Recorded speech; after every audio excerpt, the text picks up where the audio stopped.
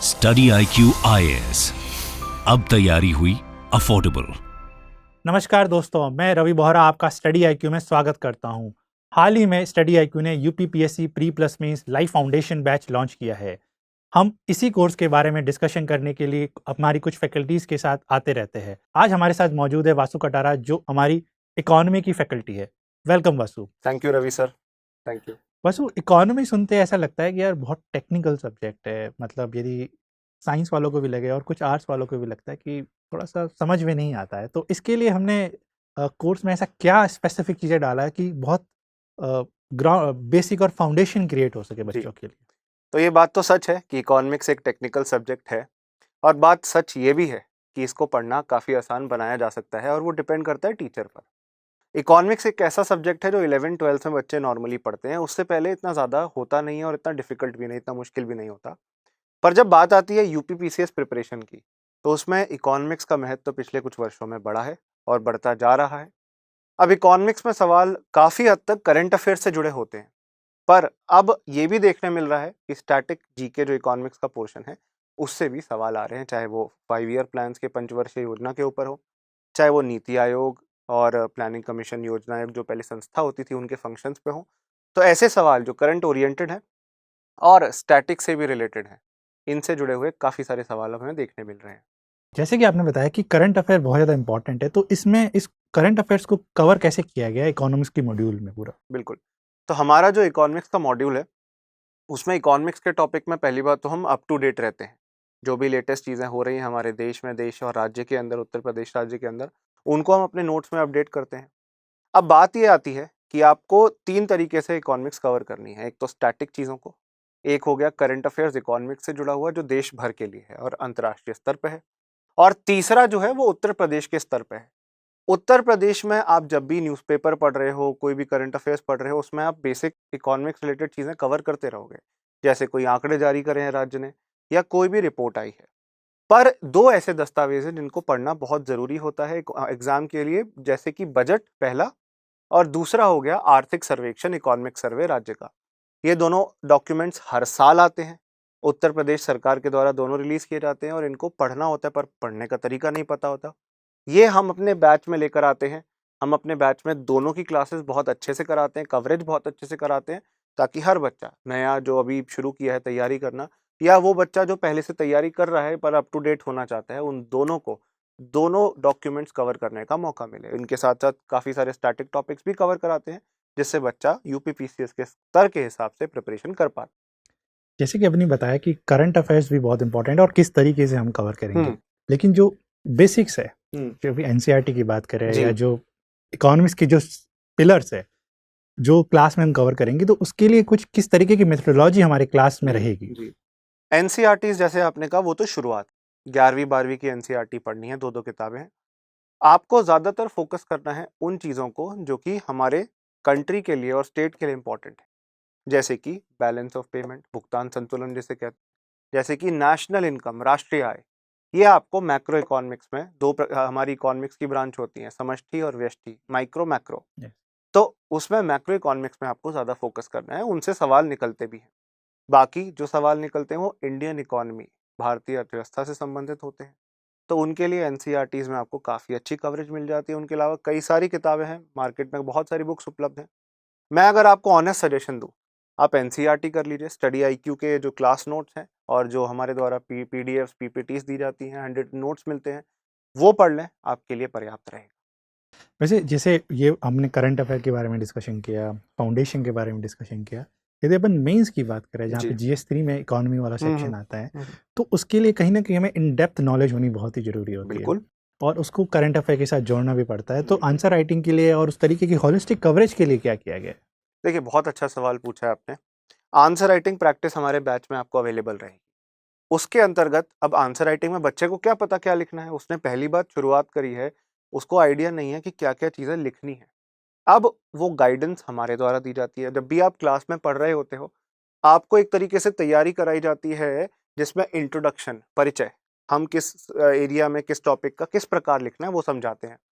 Main body, मुख्य भाग, किसी भी सवाल के मुख्य भाग में 4 से 5 चीज़ें ही आ सकती हैं, जैसे कि उसका महत्व, इम्पोर्टेंस, उसके फीचर्स, उसकी विशेषता, उसके लाभ और नुकसान, फायदे और नुकसान, प्रो कॉन जिसे कहते हैं, उससे जुड़ी हुई गवर्नमेंट स्कीम, सरकार की योजनाएं, और आप और क्या अपेक्षा करते हैं सरकार से, उस क्षेत्र में क्या सरकार को करना चाहिए।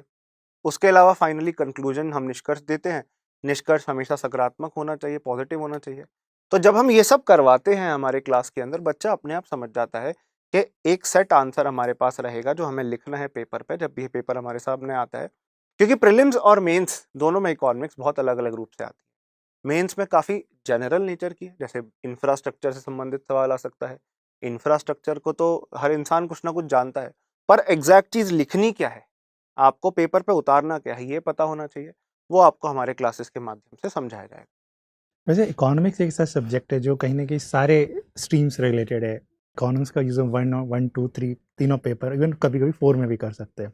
तो इसके लिए भी कुछ अपने स्पेसिफिक किया है कि जैसे सोसाइटी से रिलेटेड कुछ चीज़ें हो गई, ज्योग्राफी से हो गई, इवन पॉलिटी से भी इकोनॉमिक्स का कहीं ना कहीं बिल्कुल रिलेशन है। बिल्कुल। ये देखिए, जब भी हम क्लास में कुछ भी पढ़ाते हैं तो उसमें हम ध्यान इन चीज़ों का रखते हैं कि बच्चा उसके आसपास की चीज़ें भी समझे।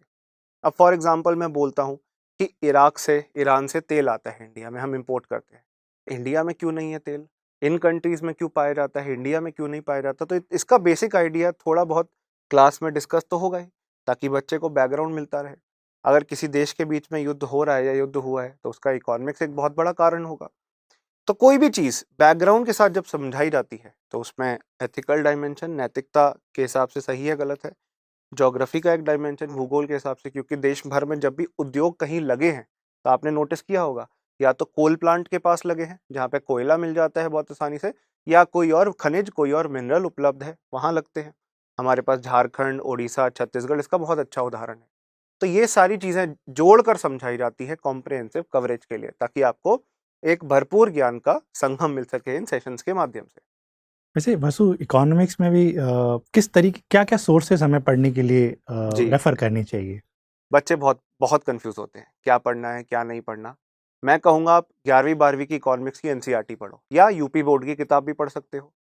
उसके उससे अच्छा कुछ नहीं है, पर क्वेश्चन आपको डायरेक्टली नहीं निकलते हुए दिखेंगे।